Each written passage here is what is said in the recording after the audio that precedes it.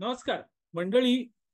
2-1 वर्षांपूर्वी रोहित शेट्टी यांचा एक पिक्चर आला होता.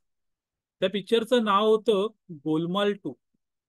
या चित्रपटामध्ये प्रेम चोप्रा आणि मिथुन चक्रवर्ती यांच्यामध्ये एक संवाद होता. मिथुन चक्रवर्ती प्रेम चोप्रा यांना म्हणतो की जिनके घर शीशे के होते हैं वो बेसमेंट में कपडे बदलते हैं. मंडळी, त्या खरं म्हणजे हा विनोद आणि त्या विनोदावरून खूप हशा मिळाला. तुम्हीही कदाचित पोट भरून हसला असाल, पण तुम्हाला त्याची कल्पना होती का की हाच विनोद सध्या महाराष्ट्राच्या राजकारणात येणार आहे? किंवा अजून काही वर्षाने, काही दिवसाने हाच विनोद आपल्याला महाराष्ट्राच्या राजकारणात ऐकायला, अनुभवायला येणार मिळणार आहे? नाही ना, मला ही कल्पना नव्हती. पण महाराष्ट्रातलं राजकारण इतकं विनोदी झालेलं आहे की असे विनोद नेहमी होत असतात. आता हेच बघा ना, की बदलापूरची घटना अत्यंत दुर्दैवी. तिथे त्या चिमुकल्यांवर झालेला अन्याय, अत्याचार, म्हणजे त्याला आपण वाईटच म्हणणार, त्याला काही चांगलं म्हणण्याचा प्रश्नच नाही. पण त्याच्यावरून राजकारण सुरू झालं आणि ही सगळ्यात गंभीर आणि वाईट घटना होती. अशा गोष्टींचं तरी किमान राजकारण होऊ नये अशी सर्वसामान्यांची अपेक्षा आहे. त्याहीपेक्षा त्या चिमुकल्यांचे जे पालक आहेत त्यांना काय वाटलं असेल, त्यांच्या काय भावना असतील याचा विचार कोणी केला का? पण नाही. सध्या महाराष्ट्रात कुठलाही मुद्दा हा राजकारणासाठी वापरला जातो. उबाटा सेनेचे अध्यक्ष उद्धव ठाकरे यांनी त्या प्रसंगावरून बोलताना सांगितलं की लाडकी बहीण योजना, महिलांना पैसे काय देता, सुरक्षा द्या. हो, बरोबर आहे. महिलांसाठी सुरक्षा ही सगळ्यात प्रथम, पैशापेक्षा ही सुरक्षा मोठी आहे. पण मित्रांनो, दुसऱ्यांना सल्ले देताना आपलं घरही काचेचं आहे आणि आपलं घर काचेचं असल्यामुळे आपण बेसमेंटमध्ये कपडे बदलले पाहिजे हे यांना कळायला नको का? कारण उद्धव ठाकरे बोलले की महिलांची सुरक्षा, महिलांचा सन्मान व्हायला पाहिजे. पण मित्रांनो, 2020 मध्ये एक व्हिडिओ क्लिप, 20 की 22, 22, 2022 मध्ये एक व्हिडिओ क्लिप व्हायरल झाली होती. आणि ही व्हिडिओ क्लिप होती संजय राऊत यांची. त्या व्हिडिओ क्लिपमध्ये संजय राऊत स्वप्ना पाटकर नावाच्या महिलेला अतिशय घाणेरड्या शिव्या देत आहेत, शिवराळ भाषेत बोलतायत.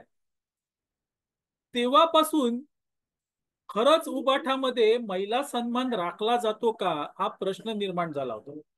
आता पुन्हा ही क्लिप व्हायरल झाली आणि त्यामधून हेच सांगितलं गेलं की त्यावेळेस तुमचा महिला महिला सन्मान कुठे गेला होता, तेव्हा महिला सन्मान का बाळगला नाही? इतकंच नाही मित्रांनो, तर त्याच स्वप्ना पाटकर यांनी उबाटा सेनेचे अध्यक्ष उद्धव ठाकरे यांना एक पत्र लिहिलं आणि त्या पत्राद्वारे त्यांनी सांगितलं की हे तुम्ही महिलांचा सन्मान राखता, खूप चांगलं आहे, पण नराधमांना शिक्षा झाली पाहिजे हेही चांगलं आहे. पण नराधमांना पाठीशी घालणाऱ्यांनाही शिक्षा व्हायला नको का? किंवा पोलीस त्यांच्या बाजूने असतील तर त्यांना ही शिक्षा व्हायला नको का?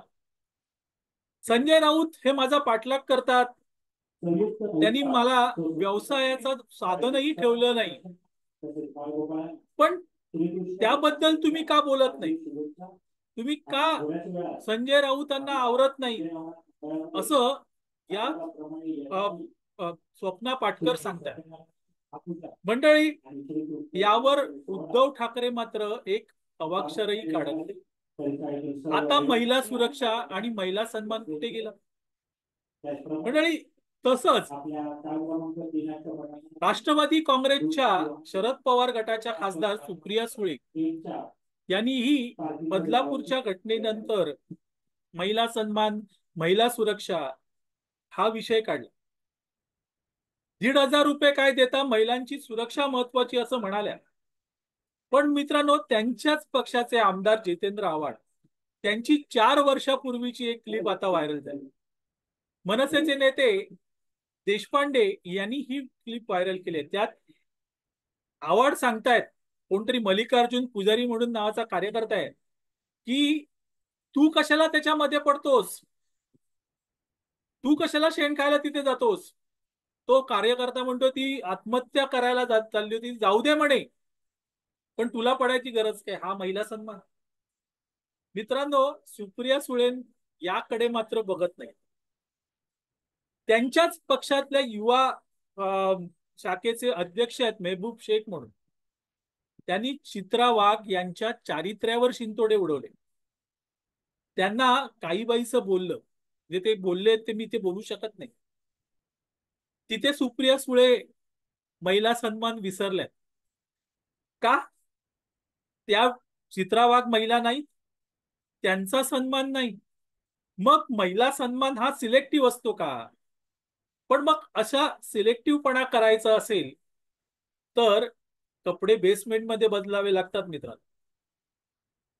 का असं होतंय हे विसरले की आपलं घर काचेचं आहे आणि त्यामुळे बेसमेंटमध्ये कपडे बदलले नाहीत तर आपण नागवे होऊ शकतो.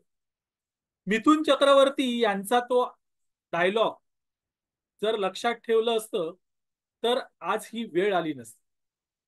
मंडळी, महिलांचा सन्मान हा सर्वात प्रथम, आणि तो सन्मान प्रत्येक राजकीय पक्षाकडून राखला गेला पाहिजे.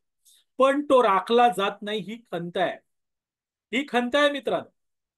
बदलापूरची घटना असेल किंवा त्यानंतर उघडकीस आलेल्या अनेक घटना असतील, या अतिशय दुर्दैवी, संतापजनक, पण त्याचं राजकारण हे देखील तितकंच संतापजनक. आणि असं राजकारण करणाऱ्यांनी लक्षात ठेवावं की आपली आपली घरं देखील काचेची आहेत आणि त्यामुळे बेसमेंटमध्येच जावं लागेल कपडे बदलायला. असो मंडळी, तुर्तास इथे थांबतो. आपल्याला हा व्हिडिओ आवडला तर लाईक करा, शेअर करा, लक्षवेधला सबस्क्राईब करा. मी आबा माळकर आपली रजा घेतो. धन्यवाद.